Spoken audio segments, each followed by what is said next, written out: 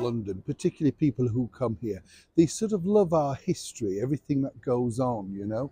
And when you walk around streets like this particular one, in the very heart of Notting Hill in West London, you know, the sort of area that was made famous by Julia Roberts and Hugh Grant in that mega movie of the 90s, what do you sort of think, what a wonderful looking area, what a wonderful looking place. Maybe even if you could afford it and won the lottery, you might even live here, you know what I'm saying.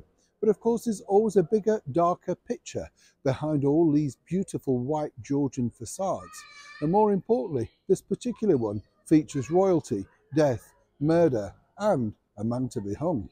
As ever, let me explain. Now, the thing about this particular gentleman was he was a playboy debonair. He was dubbed the handsome brute, as it were, simply because not only was he very good looking, but as you can see from these pictures, I don't know about you, but I would never have placed him at simply being 29 years old.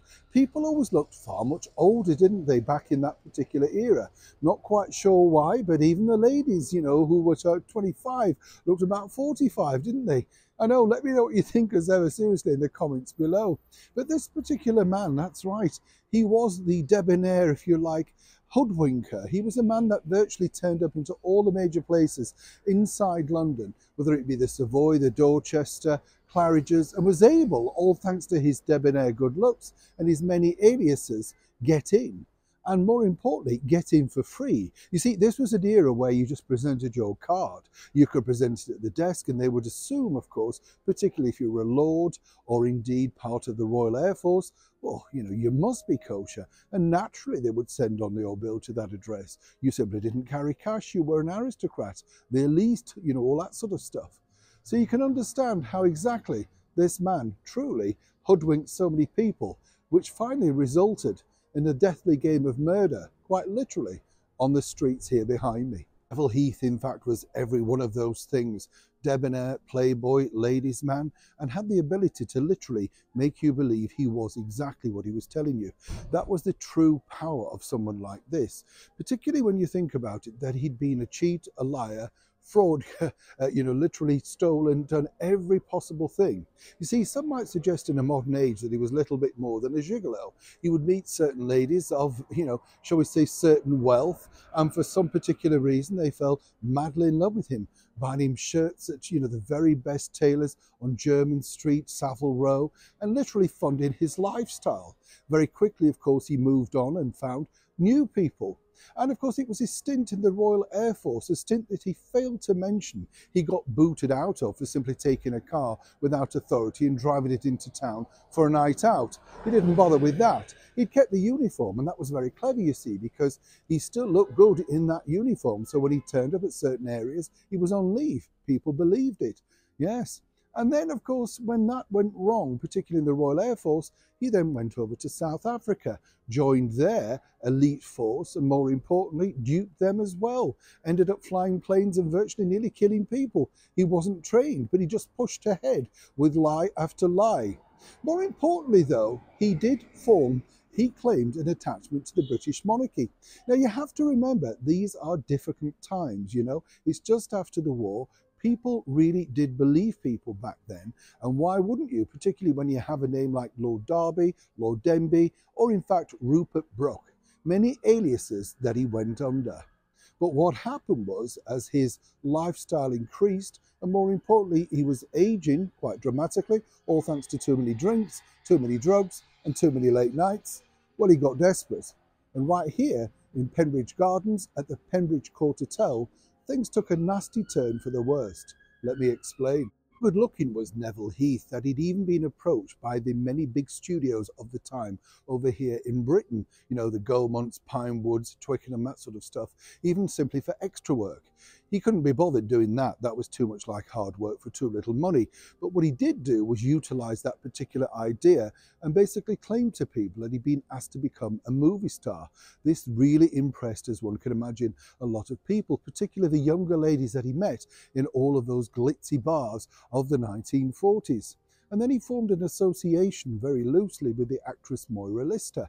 He had met her literally at a studio and once again had decided that this could be a very good story. But things really took a turn for the worse, because when he decided to, shall we say, get into a rather indelicate position at the Strand Palace Hotel, which resulted in his very first murder. He escaped quite literally to Bournemouth on the run, but then of course changing aliases many times, it was very difficult for the Scotland Yard police to literally nail him down. It became almost impossible. Eventually he arrived here, literally in Notting Hill. Now, when he checked in at this particular hotel, booking room 4 without any money, in fact, on him, just a business card, he very much impressed the owner of the time with his associations to the British monarchy. There simply were none, but of course they believed him. He looked the part, he certainly looked like he got a lot of money, and he had a young lady in tow with him, making it rather indelicate to ask for the money. As I said, different times. Sadly for her though, once she checked into room 4, she was simply checking out for the very final time. Just as he'd done with Pauline Breeze at the Strand Palace Hotel, sadly his latest victim was to become his final victim, simply because he'd left quite a few, well, shall we say, mistakes. Now, as you can see from these pictures, this particular area was big news way back in the summer of 1946. And it's a really sad story. And the reason why I say the royal connection is really right until the very end. Neville Heath basically claimed he had an association with them.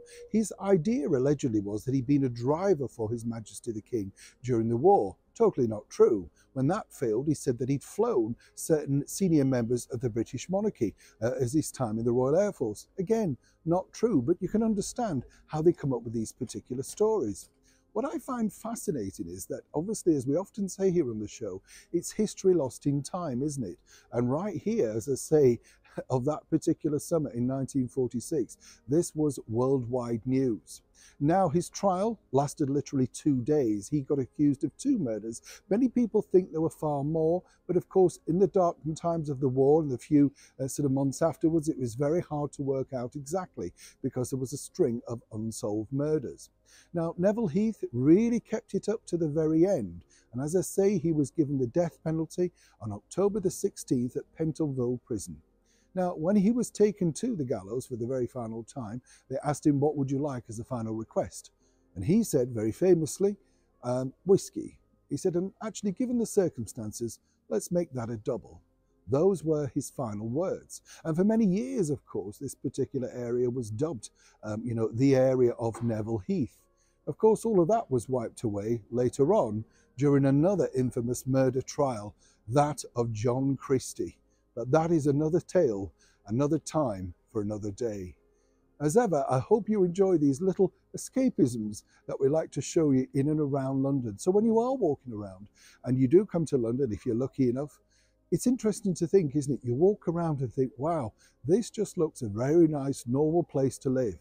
But as ever, as darkness falls, there's something far more sinister that's possibly gone on in the midst of time. Neil Sean, Notting Hill, London.